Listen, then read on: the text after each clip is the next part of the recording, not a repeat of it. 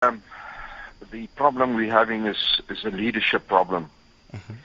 It is, and the lack of leadership has brought us to this point. We've heard the words often recently that the mafia is controlling Eskom. Mm-hmm. So we're paying more for power, but the load shedding is increasing, and even if we pay more money, we unfortunately we don't know where that money is going to. The pockets of those that's robbing this place, that's looting this place, they're still there. So there's just more money available. So we need a leadership that intervene drastically. Those that's not solving the problem at Eskom needs to be sniffed out and removed.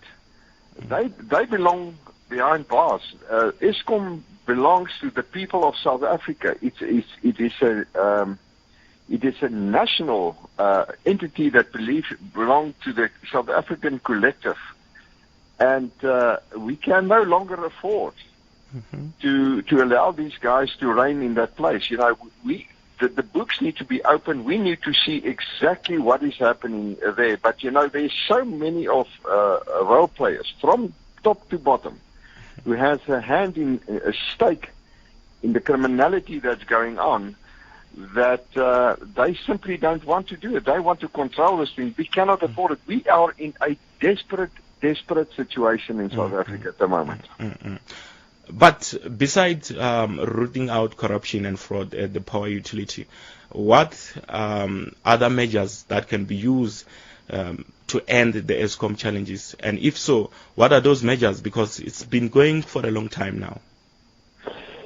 So when there's the will to do something, we can almost do anything. If there's the will and the capacity to do something. The maintenance in Eskom is suffering. There's two reasons. I hear that the one reason is the lack of capacity and skill to solve the problem. But secondly, those that's benefiting from the problem want the crisis to continue. That is these dishonest role players. They thrive in the chaos that's existing. And South Africans, we are to some extent resigned to the crisis at the moment. We say, what can we do? The reason why this has happened is because the population has allowed this to happen. Politicians and the leaders and those that's playing a role in Eskom, they are in the service of the South African population. Mm-hmm. And we need to dictate to them how they must run that utility. Because South Africa is at a very dangerous place. If you look at what is happening in households, the impact of 9 hours of load shedding a day in a household, and you go down to the practicality, how does it affect households? Children that need to prepare for school, there's no literacy, preparation of food, studying tonight, etc. But then you go to a business, and the same hits a business, and let's just understand it. Let's say you've got a bakery, which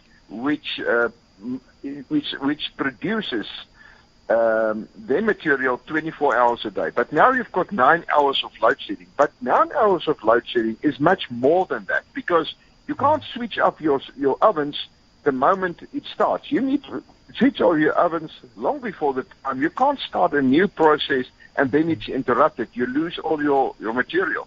And then you put up your ovens, and a couple of hours later you put it on again. You don't start producing immediately. It takes time. So the 9 hours might be 15 hours or 13 hours. Eventually, this is going to affect employees.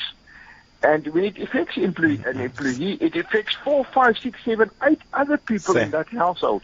This is a dangerous situation for South Africa. It's unacceptable, and there are people controlling this dilemma, and they need to be snapped out and be dealt with.